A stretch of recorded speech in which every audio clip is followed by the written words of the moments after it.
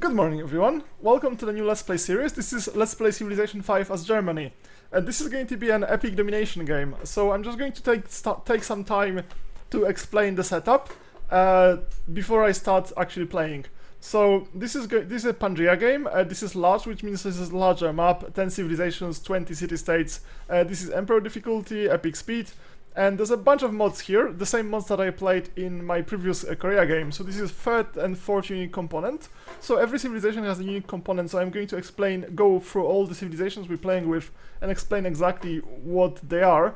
Capture Plus allows capturing of settlers and great people.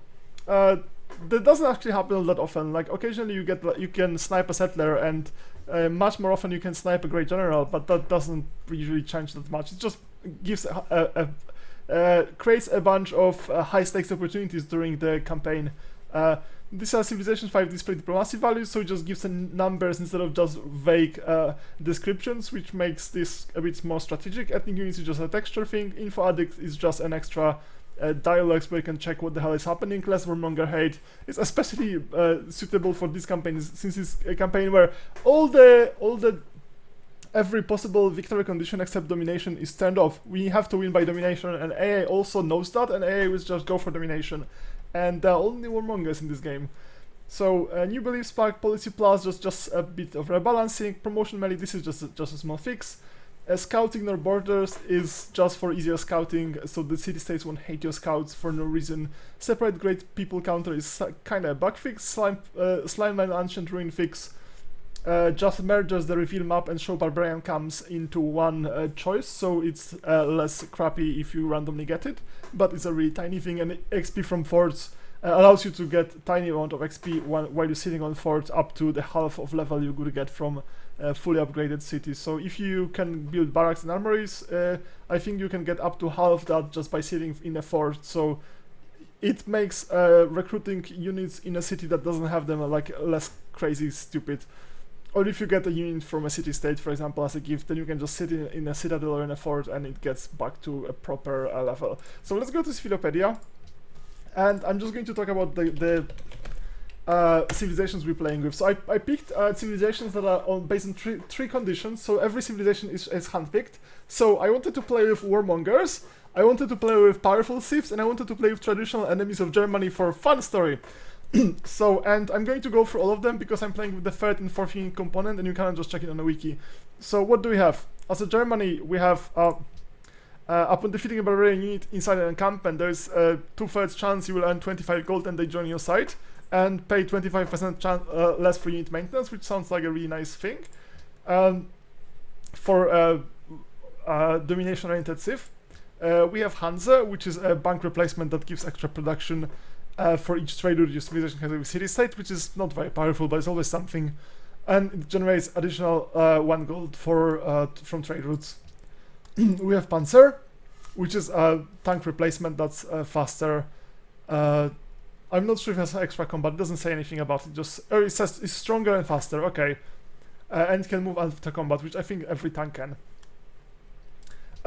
We also have Teutonic Knight, which earns some fate and gold from kills. I don't know why they did it, but that's some knight replacement, which is not terribly great. And Jäger, which is a rifleman replacement, or yeah, rifleman replacement that starts with scouting 1 and survivalism 1, and may end promotions normally only available to recon units, and ends them a bit faster. So this is a nice rifleman replacement. So we don't have anything like insanely good, like a frigate replacement or composite bombing replacement. But this is an all the way good civ. So let's take a look at all the enemies we're going to play with. Obviously we're playing against, like, our enemy number 1 is going to be England, because England is super powerful, it has really good units. It has Longbowman, which is one of the best unique units in the game. It has Ship of the Line, which is actually not that great in Pangaea, but on Pangaea you still have like coast and you can still attack people on the coast, so it's not completely useless. It has Playhouse, which is a replacement for the zoo. And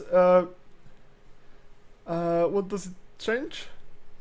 That's the normal stuff. Lower maintenance cost, increases culture, and yields +1 gold for every 10 citizens. Okay, so this is a decent one, but nothing special. Red coat, plus 20% combat strength in foreign territory, which sounds pretty amazing because you're all usually fighting in foreign territory, and it just replaces riflemen, so it's a pretty decent unit. Obviously we're playing against France. France is actually relatively low power level, but like you can't play Germany and not fight France. So they have a unique tile upgrade, which provides some gold and culture, and defense as a fort. That's actually, I didn't know that. And when you replace flight, you also get more stuff. So they have musketeer, has higher combat strength than musketman. Nothing else than that. They have Foreign Legion. This unit has combat bonus outside friendly territory, so the same way as the British Redcoats, or sorry, English Redcoats. That's not Britain, that's England. And if they get to volunteer army, which doesn't sound very likely, many things have to go right, and AI doesn't usually make them go right. So this is a replacement for Great War Infantry. Okay. So the third civilization we're fighting is Poland, because Poland is probably the best civilization in the game. So, and obviously is traditional enemy of Germany, and they have also a lot of special units. So they have Winged Hussars, which is a replacement for Lancers, and Lancers are a really shitty unit, but as a unique unit, it's not horrible. You usually end up with a bunch of like pikemen and stuff that you have to replace to Lancer, and so even for like you don't really want to recruit Lancers, it's usually something you end up having, so that's decent. So there's a one. It gets stronger combat bonus against melee units and while in open terrain, which shock charger plus 15% combat strength when fighting in open, 15% combat strength when fighting melee units. So this is decent. Nothing amazing, but this is decent. And they have an extra replacement for I think triplane. No, it replaces fighter. Okay, so this is replaced for fighter. It has better range and combat bonus against land units. Uses as a fighter bomber capable against enemies' air force and land army. So if they survive long enough, they have decent stuff, and they have ducal stables, which is just a stable that gets plus 15 XP for mounted units, which actually is really nice with their unique units, but it's nothing amazing. But like the Polish unique ability is of course the solidarity, which gives them a lot of free social policies. So they're going to have crazy amounts of free social policies, and that's how Poland gets to be so ridiculously strong in this game. Unlike, you know, real world. Okay, obviously we're fighting Russia as Germany. Why would you fight anything else? The unique ability is pretty poor, I guess. Well, actually maybe not. Strategic resources provides +1 production, and horse, iron, and uranium resources double.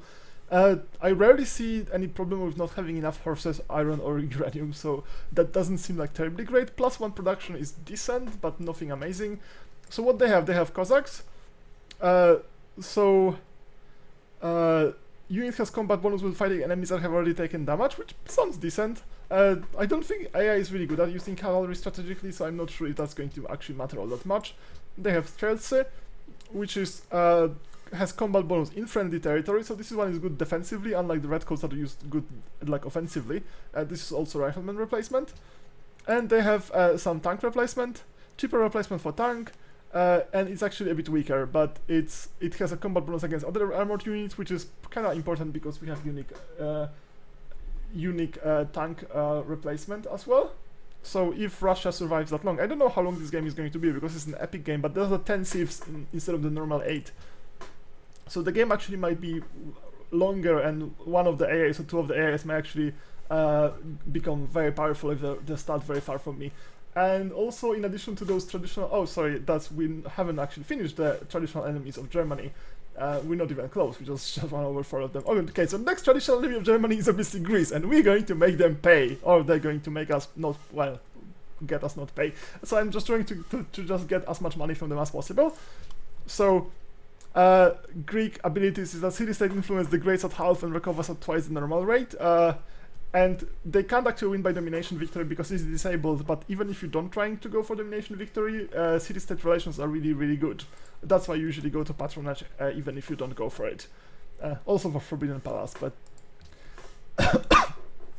we'll see what happens. Okay, so what they have Companion Cavalry, which is fast and powerful early game mounted unit. It's this unit is faster and has stronger combat strength and helps produce great general more quickly than horsemen. I'm not sure it is actually that great because that's very early game, and usually nothing happens before composites at least. Well, sometimes something happens, but usually relatively little. So there's a hoplite, and it has high combat strength and spearmen, and I don't think there's anything else. Yeah, that seems just higher combat strength, and they also have peltas. It's ranged Greek unit. Unlike archers, it's available immediately without researching archery. It has potential to withdraw from melee attacks. That sounds pretty decent. Its archer is a decent early unit, and it's an upgrade for that. And they have Agora, which is increases amount of gold, more so than market. Trade routes with other players make a city with Agora give 2 extra gold per city owner and 2 extra gold for trade route owner. So it's good to trade with the Greeks. Or at least some people have thought so and now regret it, but that's another story. So obviously we're going to defeat Rome and crush all the legions. That's how Rome got crushed in Germany, so I want to fight Rome. Rome's unique ability is that it has 25 production bonus towards any building that already exists in the capital, which is really good for wild builds, and AI loves wild builds, so they could have like a really big capital and a lot of smaller cities that also start pretty big. So they have Ballista, which is higher range combat strength that catapult, and that might be actually pretty decent unit. Depends on how much AI is going to spam that and how well it's going to coordinate the attacks. So they have Legion, which is a replacement for swordsman, and it has more powerful, and it can construct roads and forts as only a non-worker unit that is able to do so. I'm not sure how much it's going to matter. Like usually I don't really care about early units because the fight starts when people start to get like composite bowmen and crossbowmen. Like it starts for good, then like the war starts. But early game, it maybe all those units are. I mean, they can still screw you. Like if they attack your workers or just like, it's not, they're not completely useless, but I would say that units from the era of crossbowmen are probably the most important. Anyway, we have Equus, so it has promotion that gives it advantage in open terrain, unlike horsemen. It's presumably inherited like most of those. So doesn't mean it's just free shock 1. It might be just free shock 1. Okay. And they have Forum, which is a unique building that increases the amount of gold. Trade routes make additional gold. Unlike market, Forum increases the speed at which great people are generated by 15% and yields faith. Okay, so these are the traditional enemies of Germany, and I also added a bunch of civilizations that just seemed like good warmongers. So there's Mongolia. So Mongolia has plus 30% when fighting city-states. Units are attacking city-states. All mounted units has +1 movement. So extra movement for mounted units sounds really brutal because that actually makes mounted unit decent. So they have Keshik, which is knight replacement. That has I'm not sure if this 5 movement is actually from the unique ability or this is in addition to unique ability, which actually makes it 6. I'm not actually sure. So increased movement rate and has promotion 50% faster. Unit battles with double amount of points toward great generals, so they will have a ton of great generals, but AI usually have a ton of great generals anyway. So this is Khan. This is a replacement for great general, which basically makes it a heal adjacent unit and makes it move much faster. Which matters because great generals are super slow and they move at infantry speed, and this one moves at this 5 speed instead of speed 2, which makes it much more relevant. And they have Rapid Lancer, which is a Mongolian unique unit, which has faster movement rate and suffers no penalty while attacking cities and upgrades to cavalry. Okay, so it might potentially be really powerful, and it upgrades to cavalry, which then upgrades to tanks. Oh, sorry, lance ships to tanks, instead of upgrading to something really silly, because lancers upgrade to anti-tank guns, which are really unremarkable unit, and then to helicopter gunship. I mean, it's not horrible, but to be honest, it's not really my favorite kind of unit. Okay, we got to Mongolia, and I also added Japan, and Japan has actually Japan got changed in the mod, so instead of because they moved the ability, this unique ability that Japan used to have, that the damage unit fight at full strength, they moved it to honor tree instead. So instead Japan got something else. Social policy, culture costs are reduced by 10%, fishing boats provide 1 culture, and atolls provide +2 culture. It might actually be very unremarkable on this map. Oh yeah, I forgot that the mod changed Japan, so maybe Japan is not actually that good as a warmonger as I thought. So they have samurai. So it produces great generals more quickly than a longswordman. Longswordman is a decent thing. It's from the time where everybody's fighting. So Embark Samurai can build fishing boats in one turn without being consumed, which makes them useful even trying to... so that actually means that they never have to buy any workboats. They can just upgrade, just make upgrades for all the like sea resources for free, I think. So they have 0, which is a replacement for fighter. It takes standard fighter, except it gets a significant combat bonus when battling other fighters and does not require oil. I don't know what it's actually consuming. It's probably just using wood or basically the enthusiasm for anime as its fuel. It can move from city to city and perform missions within range. That seems like a normal fighter stuff. Okay, and I also have Sohei, whatever that is. Specialized in defeating knights and other mountain units. It's a pikeman, but it has combat bonus when fighting adjacent to a friendly unit. I thought everybody has a combat for flanking, or is it the other way around? So the other unit has penalty when... anyway, so... I don't know how strong this is. I believe it's Monastic Order, plus 15% when adjacent to friendly unit. So it's potentially pretty decent, and Japan also has Dojo, which is plus 30 XP for landed unit, plus 50 extra XP for air and naval units, and this replaces Barracks. So this is a bit stronger than Barracks. And increases city's culture by 2. Okay, and the last civilization in the game, because there are 10 civilizations, so this introduction turned out to be really, really long. And that is going to be the Huns. Oh yes, this is under D. Like I'm kind of annoyed by in English, and they should just sort this under A, C, H, and so on. Like, but they shouldn't sort it by the H, by the D. Like why are they doing this? They should say just Huns, Celts, Aztecs, as sword order. So Zulus should be last, and so on. Anyway, so the Huns, obviously they're going to. Actually, they were more of a problem for Romans than for Germans, but still. So, Scourge of the God, raise cities at double speed, borrow city names from other in-game civ, which sounds really, really obnoxious. It sounds like a troll ability. It doesn't actually do anything, but it's really trollish. Start with animal husbandry technology, +1 production per pasture, which sounds pretty decent. Horse archer, so it's a replacement for chariot archer. Actually, what's the difference?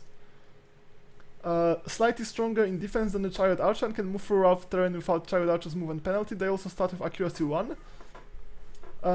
Unlike chariot archers, horse archer does not require horses. Oh, none of their ability requires horses. Is that how it works?